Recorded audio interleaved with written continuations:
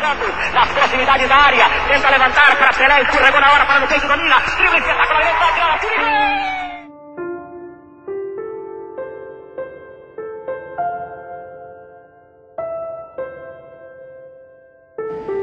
lá em Tararé, mamãe abriu a porta quando eu bati. E quando eu bati, a minha mãe falou assim: olha, que bom que você veio, vai ter um batismo. Daí eu disse para a mamãe: eu vou me batizar.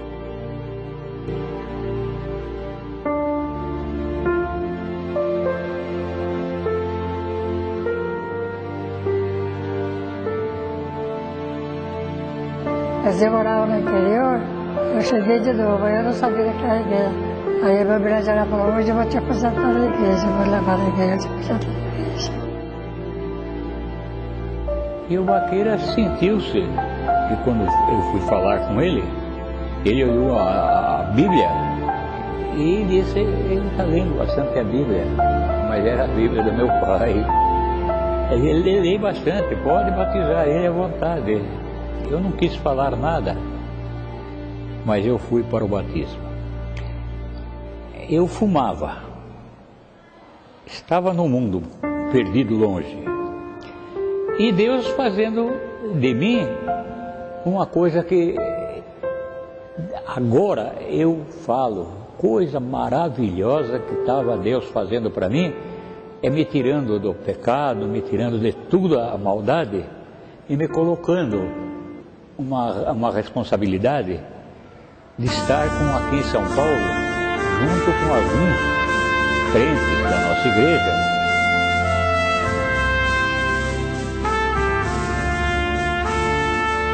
Gabriel Claro, Corvo de Gabriel Claro. Então ali eu fiquei ali perto dele bastante tempo, me casei, né? Tinha 18 anos eu me batizei. Depois eu me casei.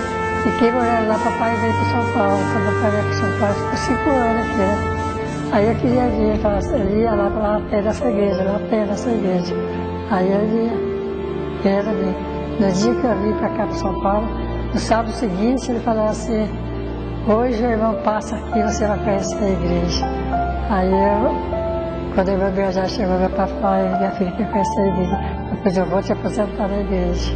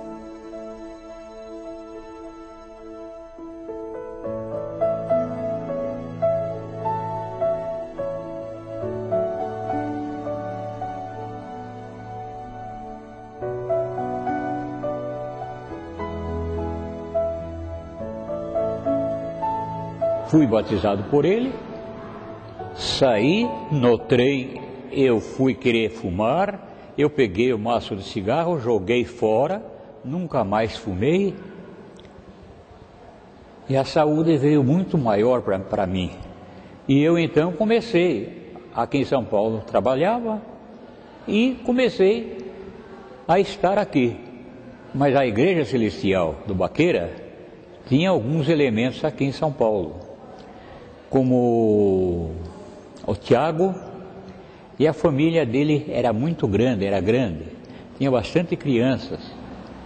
Então ele pediu para nós abrirmos uma igreja aqui. E eu então não pude falar não para ele. Daí eu comecei a andar atrás de todos os pessoal que era da Igreja Celestial para unir-se conosco, né? E daí então veio muitas pessoas da Igreja Celestial para nós. O pastor Baquera era um pastor de origem alemã. O nome dele era Johannes Martin Baquera. Ele veio para o Brasil fugido como desertor do exército alemão. Aqui ele já conhecia a Cristo na Igreja Adventista do Sétimo Dia, só que ele chegou aqui, não conhecia ninguém, veio fugido.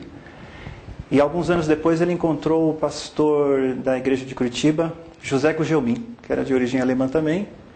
E aí ele passou para a Igreja Batista do Sétimo Dia, foi pastor Batista do Sétimo Dia por muitos anos no noroeste do Paraná, né? Iporã, interior de São Paulo. E foi talvez realmente o primeiro pastor em São Paulo, porque ele vinha do interior, que era a Nova Europa, ele vinha visitar o irmão Alcebiades e a irmã Palmira, que eram os membros que tinha aqui naquela época. Porque o João Baquera, que foi o fundador da Igreja Celestial, ele veio como um adventista da Alemanha e fundou, melhor dizer, ele encontrou-se, deparou-se com o grupo da Igreja Evangélica Adventista do Sétimo Dia, que é a raiz da Batista do Sétimo Dia, né? Ela começou com o Vischer, com o Theodor Neumann, com os Nísios e mais alguns outros dissidentes da Igreja Adventista do Sétimo Dia, e então eles montaram lá e fizeram a Igreja Evangélica Adventista Sétimo Dia, que é a fundação do Batista Sétimo Dia. Aí vindo, então, o pastor João Balck, no ano 50, da Alemanha, em seguida veio Baquera, João Martins Baquera, e uniu-se com esse povo. Eu me batizei em Tararé quando eu tinha 15 anos, o irmão Baquera que me batizou. A gente adorava ele era muito bom, um alemãozinho maravilhoso, sabe? Ele ia para Tararé, nossa, a gente ficava feliz, contente com a ida dele, e a gente agradava muito ele, sabe? Ele era um amorzinho. Então nós fomos batizados por ele. Ele tinha uma visão missionária tão grande que ele era trabalhador e trabalhava na lavoura. Eu conhecia a casa dele lá em Nova Europa, né, que há um ano atrás, dois anos atrás mais ou menos, a filha dele faleceu, né, a irmã Marta. Eu conheci perfeitamente, que era muito amigo do Birajara, né? E este homem, ele trabalhava 6 meses na lavoura, ele chegava a vender a própria vaca de leite que ele tinha para empregar na missão. Pregava o evangelho, pegava aquele dinheiro e saía pregar, isso dá arrepia, a gente viu, é um chamado tremendo, sabe? É uma coisa assim, muito forte. A família ficava mais ou menos dependendo do que sobrava e ele saía fazer missão. Ele vinha lá do interior de São Paulo, de Nova Europa, cidade de Nova Europa, e vinha aqui percorrer São Paulo, Curitiba, Santa Catarina. Eu cheguei a conhecer este homem quando eu devia ter meus 7 ou 8 anos. Eu tenho assim, na minha visão, ainda viva a pessoa dele. Ele era careca, cabelo bem lisinho e quase careca, um alemão grande, muito inteligente.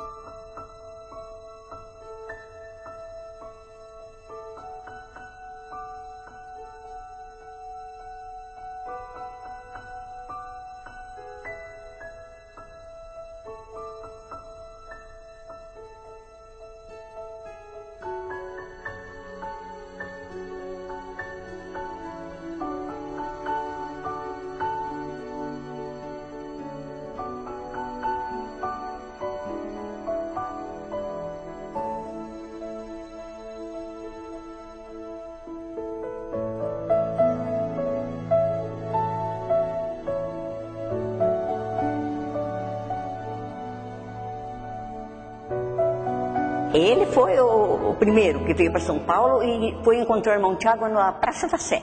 Eu estava na Praça da Sé porque eu jogava muito em corrida de cavalo. Eu perdi um dinheiro que eu recebi da empresa de luz, que eles me indenizaram, muito dinheiro. E eu, em vez de pôr na igreja, eu não era crente ainda. Eu não pus, mas me arrependo até hoje. Mas ali que foi o começo de ter contato com Tiago. Tiago e sua família. O Bira conseguiu, o Baluarte conseguiu conhecer o Tiago, a família do Tiago, que era também não frequente, e foi ajudando. Me falou para ver se reunia a Igreja Celestial com ele. Eu falei que ia ver. Daí eu encontrei o irmão Tiago na Praça da Sé, ganhando o seu dinheirinho, engraxando os sapatos das pessoas na Praça da Sé. E ali eu convidei ele para vir para a igreja.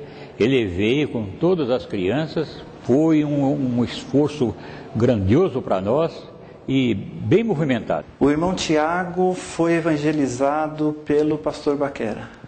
Isso, né? Os pais dele já conheceram o pastor Baquera. Então, que é a família Bueno de Andrade. Tiago de Andrade, Elias de Andrade, Verônica de Andrade, Brasilina de Andrade, né? A irmã Chiquita, conhecida como Chiquita, filha do irmão Elias. Então, toda essa família, esse pessoal foi trazido através do ministério do pastor Baquera. Inclusive, meu pai também. Ele era muito esforçado. Só que ele era pobrezinho, né? A força dele era para a igreja. Que quando ele veio para São Paulo, eu fiquei 5 anos no interior, né? Ele foi em casa e falou assim: eu achei a nossa igreja. Eu achei a nossa igreja. Porque lá quem fez o batismo nosso lá foi o irmão João Baquera. Batismo Baquera, que é o nome dele. João Batismo Baquera. Que eu não posso falar direito. Aí então ele falou: eu vou achar a igreja para vocês. Aí achou aqui a igreja e intermediou para meu pai. Trouxe meu pai para cá. Era muito crente, magrinho, assim, sabe? Muito fervoroso, muito crente, não perdia culto, ele com a esposa dele, a irmã Calvina. Muito cristã, muito cristã. E o irmão Tiago, embora nunca foi ordenado, né, formalmente, ele terminou sendo um líder leigo da igreja por muitos anos. Ele representou a igreja de Patriarca nas conferências. Conferência de 1960, que é documentada, tem foto, está ele lá. Ele ia como representante da igreja de Patriarca. Desses eu ouvi e pude conhecer o irmão Tiago, fiel pioneiro aqui em São Paulo. Pouco antes de morrer, tivemos a oportunidade de fazer culto doméstico na casa dele. E conhecemos a ele, a esposa, já nos estertores, já prestes a deixar esta vida. Ele sempre demonstrava firme confiança em Jesus e a esperança no lar vindouro. Mas era um excelente professor de escola sabatina, eu cheguei a ver algumas aulas dele, né? E foi assim um diácono sem ordenação, sempre estava fazendo alguma coisa aqui na Patriarca, sempre. Era porteiro, cantava muito bem, ele e os irmãos de Andrade, todos eles conheciam música, então eles faziam um quarteto de família e cantavam muito. Somente nos aniversários da irmã Verônica, eles estavam lá sempre cantando aqui na Patriarca. Aquele homem foi uma bênção. O irmão Tiago foi como é que eu posso dizer assim, um homem muito fiel. Eu vou contar uma história aí para vocês vão achar bom e achar bonito. E isso serve para o ministério saber, né? Ele era vendedor de caramelos, já com 70 anos, vendia caramelos na cidade, no centro da cidade de São Paulo. Então, o lucro que dava durante a semana, ele pegava o dízimo daqueles caramelos que ele vendia e levava lá na Patriarca. E ele tinha... Nós temos envelopes, né? Envelopes com dizer tudo direitinho, o ano todo, de janeiro a dezembro. Naquele tempo ele não tinha, né? Então ele pegava um papel assim, podia ser de caderno, acho que foi de caderno, e colocava o dízimo dele lá dentro, virava e grampeava e levava, olha, esse é o dízimo dos caramelos, né? Ele é engraxate na Praça da Sé. Depois, quando ele conseguiu se aposentar, ele já era bem idoso, ele vendia balas na frente da Etapa, lá na Avenida Paulista, né? E da minha infância, uma das coisas que eu me lembro, um dos melhores testemunhos da vida dele, que influenciou a minha vida, é que tinha uns tipos de uma cobertura onde ele vendia a bala, e aí ele vendia umas balas especiais, né, de coco, né? E ele vendia, e tinha um cartão colado naquela coluna, ele vendia a bala e marcava lá. Aí eu sempre passava ali, eu era office boy, aí passava e ele nunca, eu ia comprar a bala dele, ele nunca recebia o meu dinheiro, eu terminava ganhando a bala, E um dia eu perguntei por que estava aquele monte de conta. Ele falou, cada bala que eu vendo, do lado aqui eu marco o dízimo. Então isso foi uma coisa assim, né? Com toda a condição humilde, ele era um fiel dizimista e defensor. Ele era um cidadão muito honesto. Ele realmente, às vezes até o dia da morte dele, que foi velado o corpo aqui, o próprio neto dele perguntou para mim por que o meu avô aconteceu isso com o meu avô. Ele não é crente, né? Ele queria se justificar a morte do avô, porque o avô era uma pessoa que todo mundo amava. O irmão Tiago era uma pessoa que ele era muito honesto, até engraçado, que ele era engraxado naquela época e vendia bala também. Quando ele vendia uma bala, ele fazia um risquinho no papel, que ele sabia quanto que ele tinha que devolver de dízimo. Ele era uma pessoa muito sincera nos dízimos.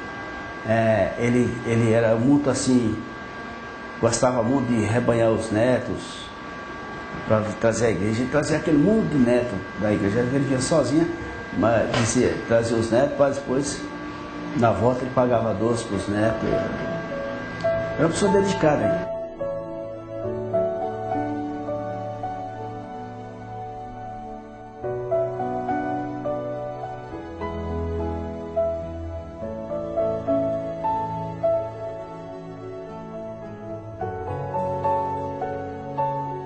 Quando eu olho para eles, para essas pessoas, eu vejo coragem, porque apesar de Paulo ter descrito que aquele que recebe esse chamado do Senhor, principalmente aquele para o episcopado, ele excelente obra deseja.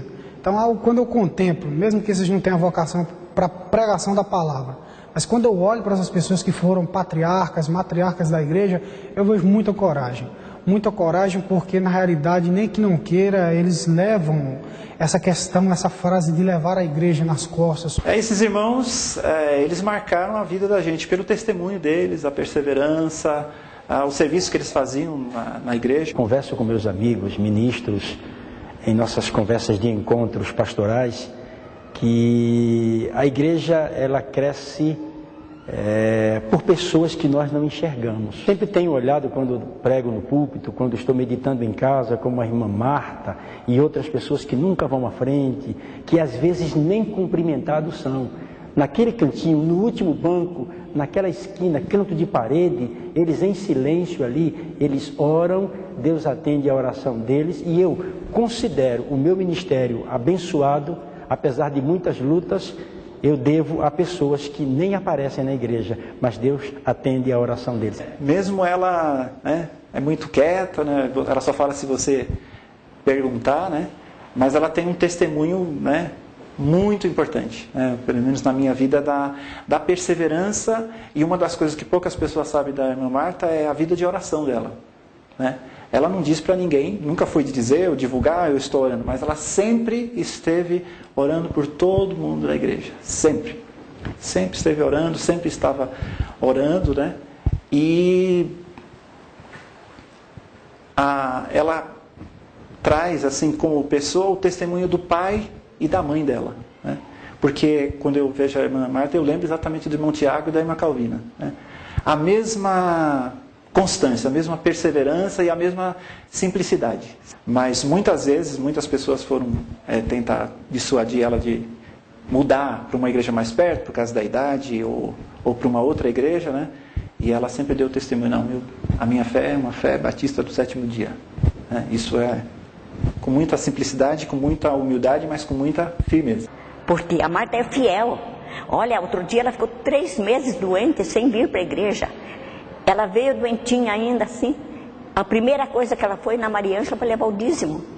É gente fiel, gente boa, que ama a igreja. O presbítero Birajara, a vida dele, e uma das coisas que marcam a minha vida, ele marcou muito a minha vida, é o espírito de generosidade dele, né? Sempre ele foi, até hoje, né, assim, generoso. A minha família também veio minha mãe ficou viúva. E quando eu entrei aqui na igreja, fazia 3 meses que meu pai havia falecido, o irmão Birajara sempre foi um pai. Muitas vezes que eu fui em vários congressos da igreja, eu fui porque ele pagou a minha passagem para mim ir. E não só eu, mas muitos outros irmãos, e quantos ele pudesse ajudar. Distribuição de Bíblia pelo irmão Birajara, patrocinados pelo irmão Birajara. Era verdadeira manifesta aqui na igreja. Se há uma pessoa que pode se olhar como um exemplo nessa igreja de fidelidade e perseverança, é o presbítero Pirajara. Ou chovendo, ou frio, ou sol, né? Se o presbítero Pirajara faltar na igreja, ou ele está doente, ou ele está visitando a igreja de Tararé. São pessoas que eu digo, se houvesse possibilidade, eles iriam morrer andando dentro da casa de Deus.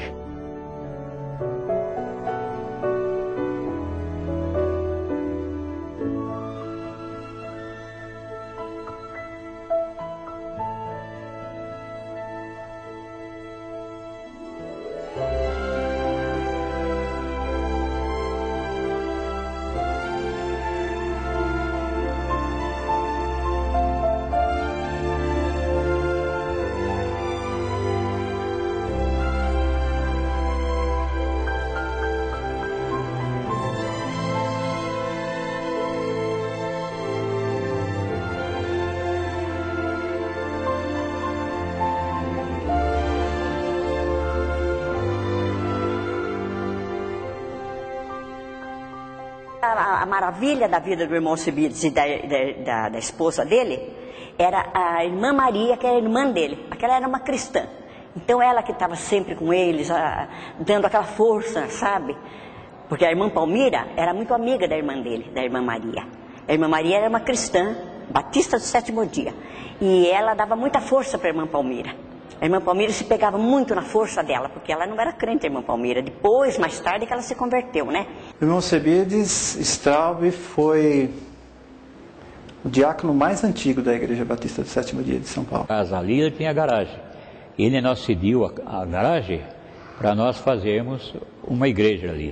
E ali nós começamos a fazer as reuniões todo sábado e convidando este, convidando aquele e procurando as pessoas da Igreja Celestial. Apareceu bastante. Ele tinha a casa assim nos fundos e na frente uma garagem pequena. Ali a gente se reunia. Uma garagem pequena, sabe? Não era grande, não. Era assim, a porta da garagem era na calçada já, sabe? A garagem cabia um carro, mais alguma coisinha. Era meio grandinha assim, viu? Era meio grandinha. Era meio grande.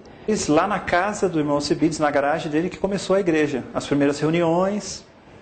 Aí ela teve um impulso quando veio num congresso de medicina, que eu não me lembro o ano, veio um médico batista do sétimo dia, dos Estados Unidos, e um amigo dele terminou localizando eles, e ele foi lá na garagem do irmão Alcibiades, que eu cheguei a conhecer, ficava o carro dele, que foi lá que iniciou a igreja. Naquela garagem, nós recebemos o primeiro missionário que veio dos Estados Unidos. Veio fazer uma conferência em São Paulo, ele era médico, ele veio fazer uma conferência em São Paulo, e ele e a senhora dele foram na nossa igrejinha lá. Mas nós não sabíamos quem era ele, sabe? Depois é que vamos descobrir quem ele era. Era uma sumidade. Aí a igreja já estava iniciada com o Bira, o irmão Tiago, a Marta, o irmão Alcibiades, tanto que os cultos eram na casa do irmão Alcibiades. Aí eu vi logo, já comecei a frequentar, a Lore e o Wilson vieram, a Miriam veio, a Dedê, então já juntou toda a nossa família numa igreja só, graças a Deus. Então tinha um princípio bom para nós. Não teve um princípio melhor, porque a gente é relaxado, a gente não tinha ainda aquele amor pela igreja e nem sabia que Deus estava usando a gente.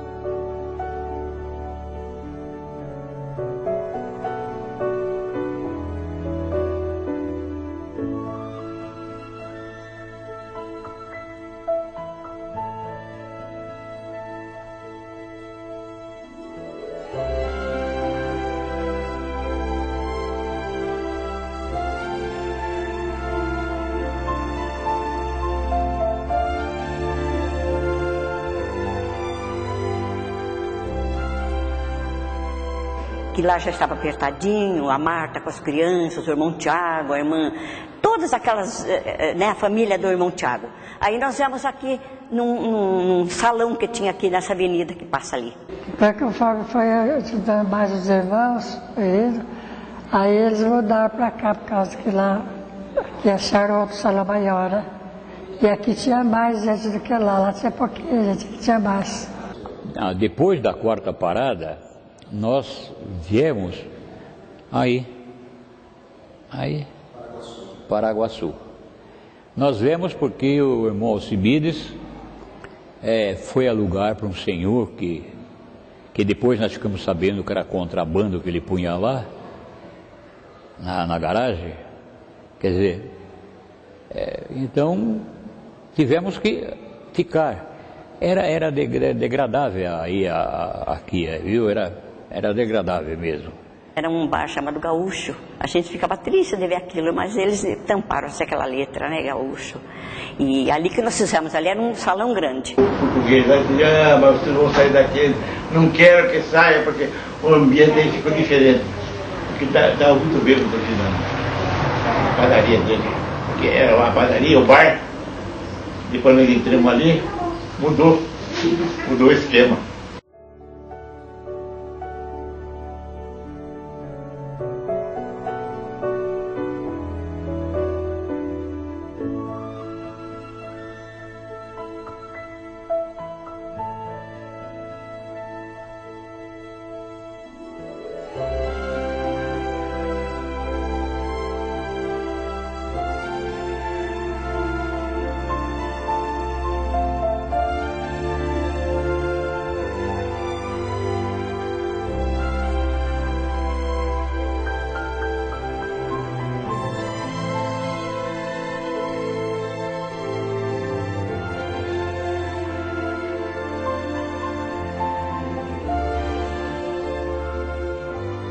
O metrô ia passar lá, no terreno. E o português vendeu logo para nós meio barato aquilo lá. E meio. A prestação era 150 por mês. Mas levamos tempo para pagar aquilo lá. O Wilson ia pagar a prestação da compra dessa casa e eu ia também com ele.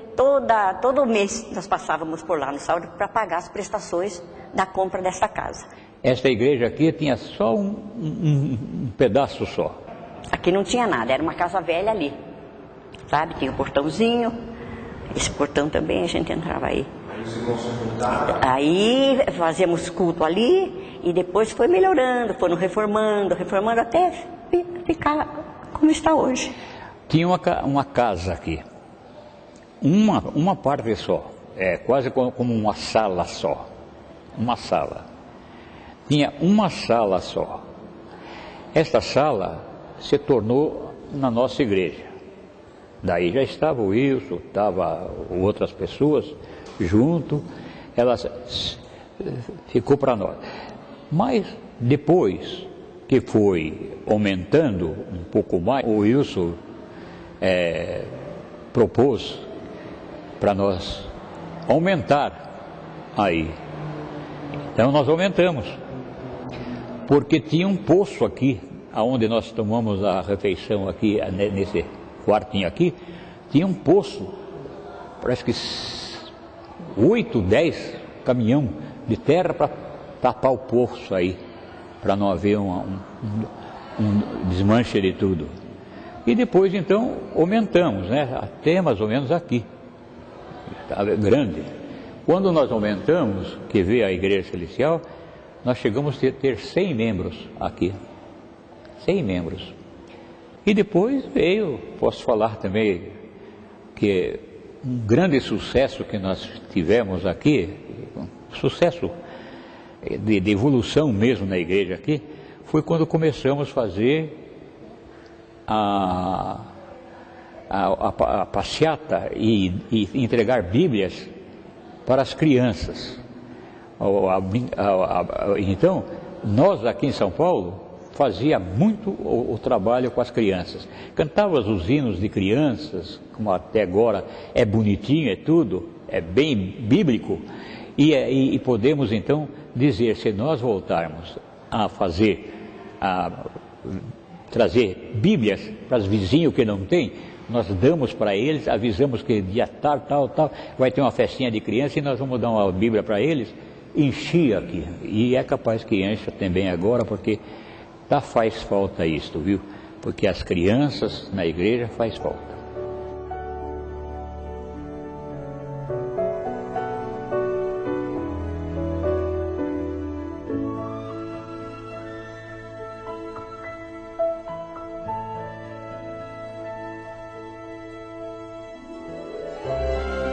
antigamente, quando Deus elegeu o seu povo Israel, ele falava diretamente a eles. Então nós aqui que hoje éramos o futuro do próprio Moisés, olhamos para o passado e vemos assim como que um privilégio. O próprio Deus, através de fumaça, através de fogo, de nuvens, falava com eles. Houve uma progressão nessa forma de Deus chegar e falar com as pessoas. Vem o cumprimento da profecia, o próprio Emanuel, que ali já falava diretamente. Então a revelação de Deus ela se alargou mais ainda. E o que eu vejo em relação aos tempos que nós vivemos hoje é que na realidade a igreja ela é justamente aquela figura que Paulo a descreveu. Disse que a igreja é o corpo de Cristo. Então, como a cabeça nesse momento física está oculta a nós, que é o próprio Jesus que está numa esfera, numa dimensão diferente. E esta igreja guiada por Cristo, não tenho dúvida, que 50 anos não construímos grandes templos, mas aqui está o fruto do trabalho daqueles pioneiros, os Ferreiras e outros mais. Então, olhando esta juventude, eu falava isso hoje antes do culto, com o obreiro Wesley, olhando esta juventude vibrante que a igreja tem, é um grande momento e prenúncio de uma igreja que só tem a avançar. Com todos os defeitos que possa ter, e não há como não ter, é uma igreja que caminha na direção do reino dos céus. E falando uma linguagem bem jovem, eu aposto muito nessa meninada. E vejo a igreja com excelente perspectiva. A Igreja Batista do Sétimo Dia, aqui em São Paulo, não é só desejo do meu coração, mas é vontade de Deus que daqui a 50 anos nós podemos dizer, ou dirão os nossos sucessores, aquilo que está escrito lá em Cantares de Salomão. Quem é essa que aparece como a alva do dia, brilhante como o sol, formidável como um exército com bandeiras? Eu confio muito na mocidade da minha igreja. Oro muito por vocês, porque na verdade eu vi vocês nascerem. Então eu tenho um amor muito grande por vocês, eu vivo orando por vocês. Eu desejo que vocês nunca abandonem essa fé. Por nada desse mundo, nem que ofereçam ouro, prata, tudo que for uma igreja maravilhosa, que seja um palacete, não abandonem a fé de vocês. Não abandonem essa coisinha pobre que nós temos, porque o nosso amor tem que ser para ela.